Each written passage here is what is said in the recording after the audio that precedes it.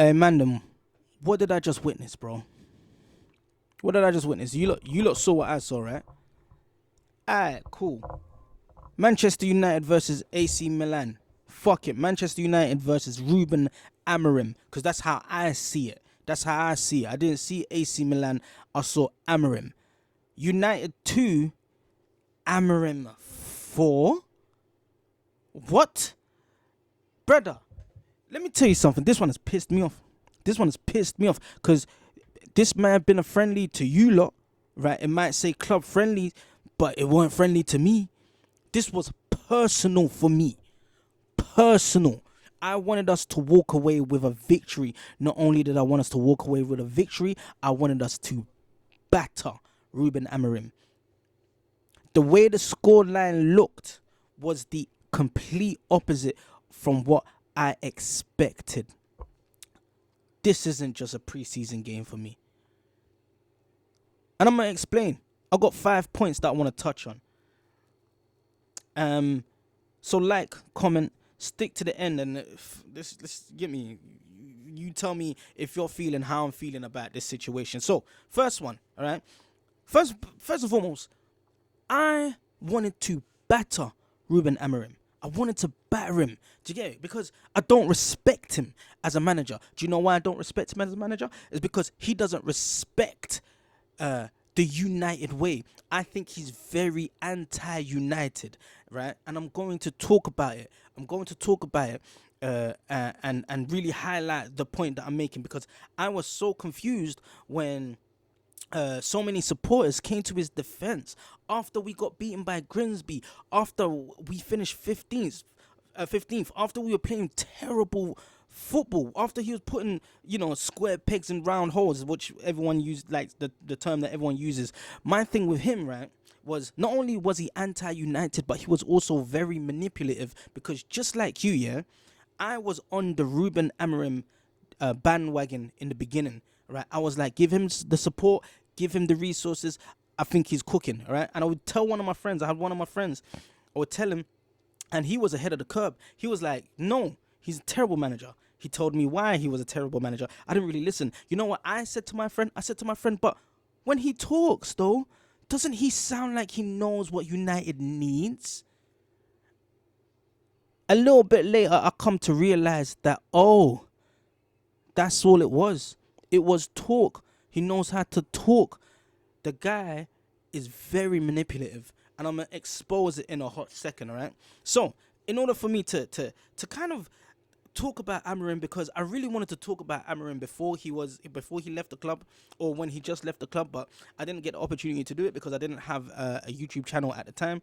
But now I have a channel, and now I knew that this game was coming up, which meant that it would give me an opportunity to vent about a situation that is long gone, all right, and to give my views on this gentleman, innit? So for me to do this, right, I'm going to show you a lot of video, all right? And in this video, it's an Instagram video, and I left a couple comments, and I'm going to explain my comments as we go through, innit? Cool.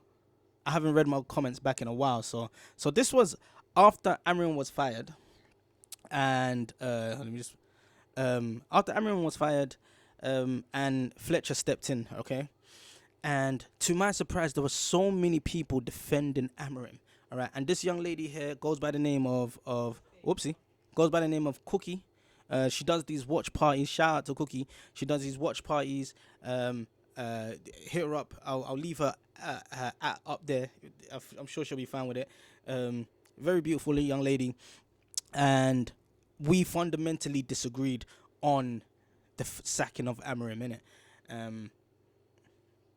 Cool. So we're gonna watch this video, and I'm gonna explain certain things, because this is an Amorim defender. Okay. I think Amorim's owed an apology. Let's start there. Because they try to act like his job's easy, and it's not. That's number one. Number two, Mainoo came on. You lot been crying for Mainoo. What was the result? So I'm gonna stop it right there, because that's one of them. Okay, she spoke about Mainoo came on, right? This is during when Fletcher was interim. I can't remember who we played, but I don't think we won. I don't know if we drew or lost, but I can't remember, right? Now this is one of the things that pissed me off, is the fact that he got half the fan base to turn against Kobe Mainu, our brightest academy prospect in years. All right, and it got to the point where he was telling us stuff about Kobe Mainu, and half the fan base believed it. They started to believe that he wasn't really the player that we all saw and knew. So that's her making this point. Like, see, Kobe Mainu played. What did he do? He didn't deliver anything. Cool. All right. That's one of the reasons why I dislike the guy, because, like I said, manipulative mind games. Absolutely nada. Number 3, I don't want to hear no heaven slander. Aiden wins almost all of his duels, clears the ball almost all the time, and if he had not got his foot on that, the other team striker would have got it and put it in the back of the net anyway. So he tried something. He's the only one that actually got contact with the ball. I don't want to hear no Aiden slander. I think what had happened was Aiden scored an own goal or something like that, and I weren't blaming Aiden for anything. I don't know if any of the fan base were. I really should have remembered what match this was. Ever. If you know what match it was, let me know. But I know it was. I was going to say I know Shay Lacey played because she mentions it, and it was around the AFCON situation, and the AFCON situation was one of the things that made me realize that Amorim's a dickhead. Shay Lacey. Hello. I think it was West Ham. I saw them attempts. If he keeps making these attempts, I'm down for him to start. Darren Fletcher, sir.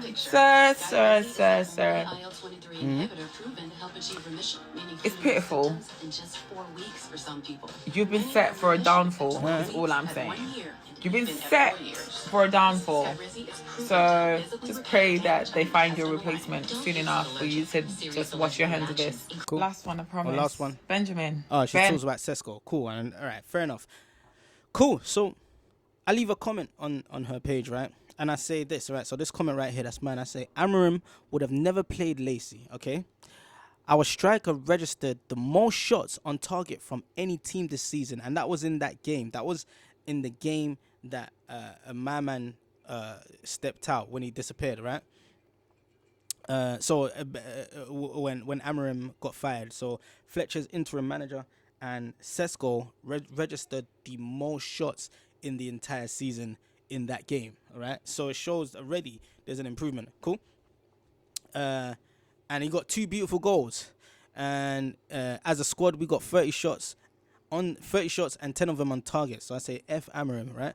Then she replies and she says, Amorim has actually played Lacey. He played him against Villa. Please don't lie, okay? Good catch, right? I know he played Lacey, all right? I'm aware of this. So I let her know. I said, yo, you're not wrong. I was being hyperbolic, all right? I was just trying to make a point.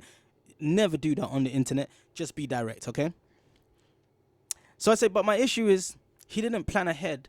He knew AFCON was coming and didn't prep a plan B. So when AFCON was coming, he didn't play any of the young guns. He didn't rotate the team. He didn't even give them 15 minutes. You know what? I probably shouldn't even read this one. Anyways, plan B for those departures. Instead, he waited till it hit. Then just threw the kids into the fire, right? And that's the point with Mainu. It's not even about Mainu. It's about neglecting the academy pathway. Mainu is just the poster boy. Now, Manchester United is all about youth, right? This guy just neglected the youth situation, and it pissed me off, right? So, someone says, someone said, you're too beautiful to be supporting Amorim. Anyway, there was someone that came into the chat, right? After that, and he addressed me directly, okay? Collins G, shout out to you, bro. He says, I understand he should have used the academy boys more, right? But do you know that he's a coach fighting for top 4 by all means? Question mark, right? If you were in his shoes, won't you use the players that are professionals bought with good money? Okay. Other than kids that have mostly played against under 18 opponents, he had no choice last season, and he used Obi till the season was over. I don't fault him for using his best options, bro. Fair enough. Then he hits me back and he says, you say throw the kids in the fire. So he would have benched Ugarte that we bought with money and played the kids. So this is him advocating for Ugarte. Cool. right? And in my head, I wasn't even thinking about Ugarte, but it's cool, right? FYI, for your information, it's when players are unavailable. That's when you use the kids, and they prove they're worthy to be starters, bro. It's not like we've had games that win, that we win 5-0 or 4-0. And in that situation, we can play the kids, no problem. No club will be fighting for 3 points and use kids from academy. If we were in other competitions, that's different. Now, I understand exactly what this man is saying. I fully get what he's saying. You get me? If you want to test the kids, we need to be in a more stable situation. And I'm sure that you guys can agree, okay? However, we were in a particular situation because that year was the year of AFCON, okay? And we're already short on players. That we got rid of the bomb squad, could hardly sell anyone. We still ain't sold anyone, all right? So the situation was a little bit different. It warranted a different approach, right? So I hit him back with this. I say, brother. I said he knew he was losing players to AFCON. Didn't he? He knew that, right? Are you telling me that the youth couldn't have gotten 10 to 50 minutes to get used to Premier League football in front of the fans in order to get a feel for the atmosphere, right? So I say he's too stubborn and anti-United. The truth is, he has the worst record of any Manchester United manager. His substitutions made no sense, and he threw players under the bus. He always throws players under the bus. And to me, that's not a sign of a good manager. Talking about how Lenny Euro's nervous. He said something about Patrick Dorgu one time. He speaks about how we're gonna suffer. You know, that game against Grimsby where he was like, "Oh, you can see what the players want. The players spoke loud and clear to me," as opposed to looking at yourself and being like, "Let me stand in the line of fire and take this one for the team." He's always throwing the players under the bus. Anyways. Bro, this ain't even what this video was meant to be about, but hey, here we are, man. Here we are. This video is gonna be longer than I expected. Just stick around. All right, cool. Then he goes, then I go, however, he is a very smooth talker, and that's why so many fans are defending him. But to me, he seems like a master manipulator. All right, even that press conference. So this is the press conference, the press conference where he was basically resigned. Right, in the press conference, it was so clear that his intentions were to abandon the team. Now, listen to what I'm saying here, and make it seem as if he wasn't supported by the higher ups, innit? It was so clear. Saying that he came to be the manager when his title was the head coach. I knew he was the head coach. You knew he was the head coach. All the news outlets knew he was the head coach. I know that the board members knew he was a head coach. I knew the players knew he was a head coach. I knew that the staff that he brought in knew that he was the head coach. Why is he telling the press now that he came to be a manager? When you knew the situation, you didn't come to be a manager. You came to be a head coach. So what he was doing was he was virtual signaling. He was trying to communicate to the fans, to the press, to the people out there. He's trying to manipulate the situation to be like, this isn't what I signed up for. I signed up for something A, B, C, D, blah, blah, blah. And look what Manchester United have done. I'm shackled. That's not the situation. All right, cool. Cool. So yeah, even at press conference, blah blah blah, abandoning the team, make him seem as if he wasn't supported, saying he came to be the manager and not the head coach. He agreed to that role, but he got in front of the camera to manipulate the narrative. All of this because Jason Wilcott suggested he tweak the system until they could bring in the players he needed. As far as I could see, Amorim was supported, but they were like, broski, there's a lot that we're dealing with. There's certain financial things that would, so for now, just tweak the system. Everyone was saying tweak the system. And I know you saw it as well. I know you knew that this, you know what? I don't know why I'm trying to drive home that point like we ain't seen how last season ended. Anyways. All right, cool. Tweak the system. So all of this because Jason Wilcott suggested he tweak the system until they could bring in the players he needed. What happened to compromise? Whatever happened to compromise? Ain't that a sign of a good manager? Anyways, the man's too sensitive, and that's not Manchester United material. I could bring up a number of examples of his manipulation tactics and stubbornness. You know, Cristiano Ronaldo nicknames him the poet, and I'm starting to believe it wasn't a compliment. I think he saw him for what he truly is, a man with a silver tongue. Okay, that's where I left that. Cool. I got that take from Rants and Bants, you know. So then he replies, he says, yo, okay, if that's how you see it, blah, blah, blah, yeah. Anyways, cool. We don't need to get into the rest of this. I just think that for these reasons, right? For these reasons and more, because I don't feel like I've even gotten, like, really dove deep into how much he was anti-United. You know, he's throwing players under the bus. He's not playing the way we usually play. You know, he's changing. He's coming with new ideas, which is fine, but he's not adhering to a seamless transition. All right, he's not using the youth. In fact, he's benching the youth. He lied. Listen to this. This is where I knew he was manipulative. You know, when everyone was asking about Kobbie Mainoo, why can't Kobbie Mainoo play? He would always say Kobbie Mainoo is fighting for his role in the squad against Bruno Fernandes, right? Ultimately saying that he's not going to play, all right? Cool, fair enough. However, what would frequently happen is when he would sub Kobbie Mainoo on, he wouldn't sub Bruno out, huh? So why were you telling us all of this? So you're telling me that Bruno and Kobbie Mainoo can play together? You're telling me that you can actually put Bruno in one of the 10 positions and then play Mainoo as a midfielder? You can do that? Oh, interesting. All right, but he would always tell the press that he can't play because Bruno's playing there, but yet never subbed him for Bruno, never. So he was always doing these little mind games.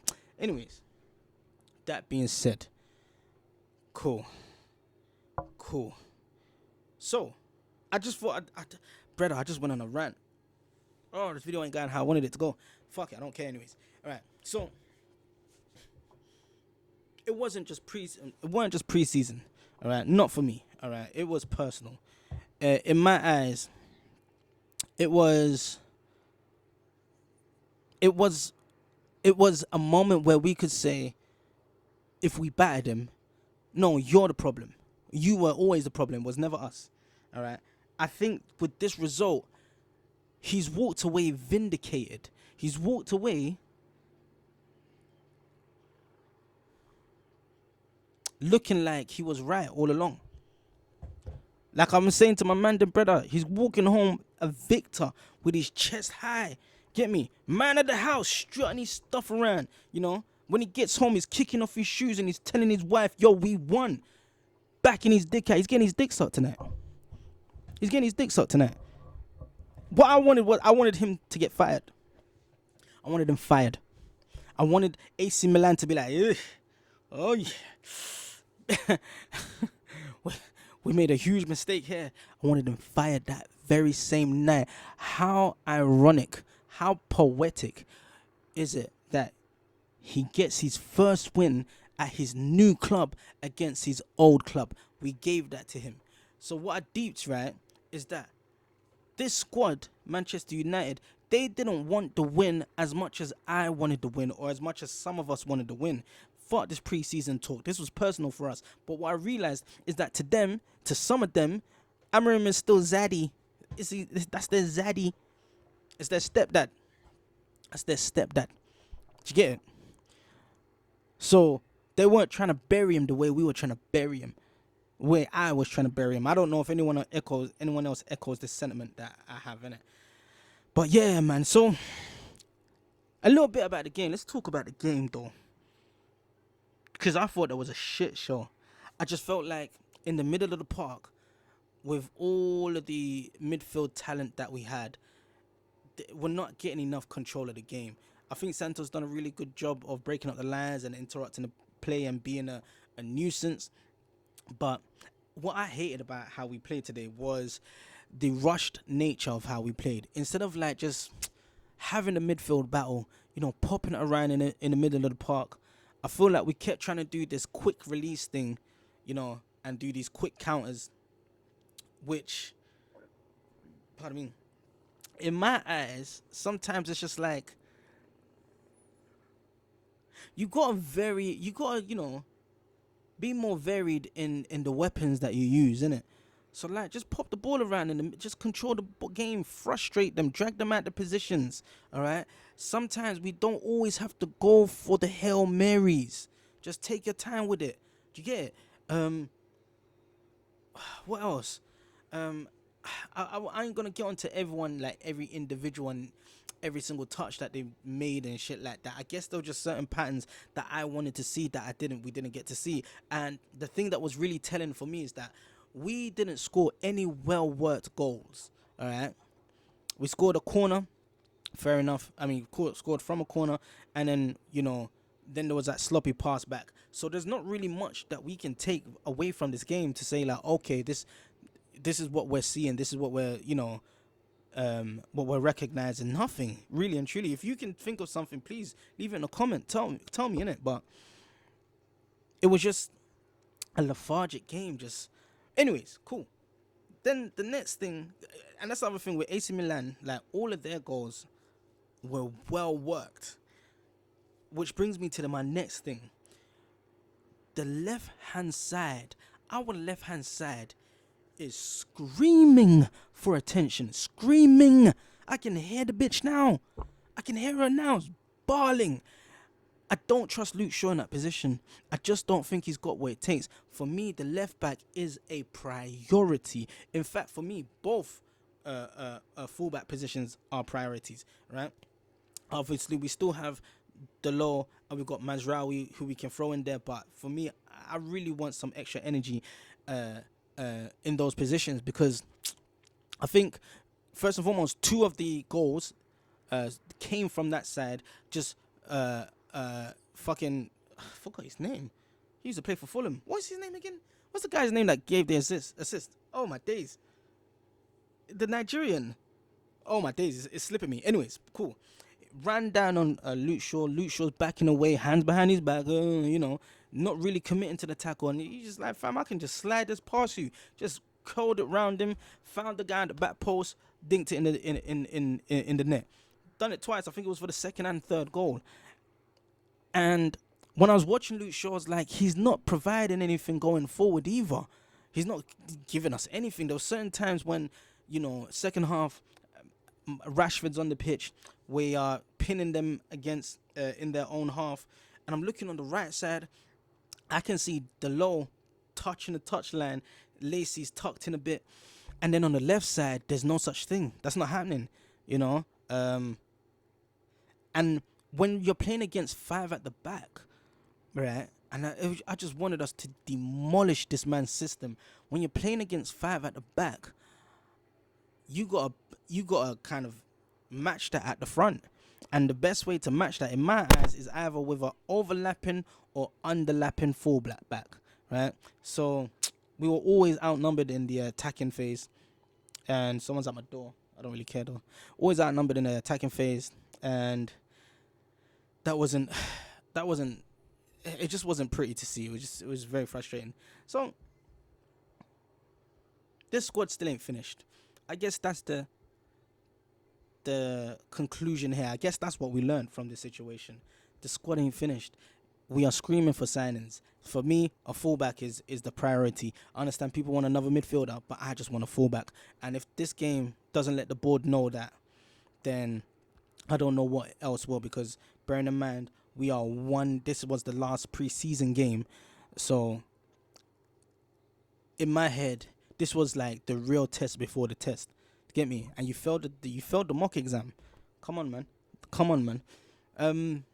But yeah, man, that was it. I just thought I'd vent. I just thought I'd let that one out and just talk about it. How you guys feeling? I think, I guess the only thing I can say, the only thing I can take away from this, apart from the whole signing thing, is the fact that I don't think those players wanted to beat Ruben Amorim as much as I wanted to beat Ruben Amorim, innit?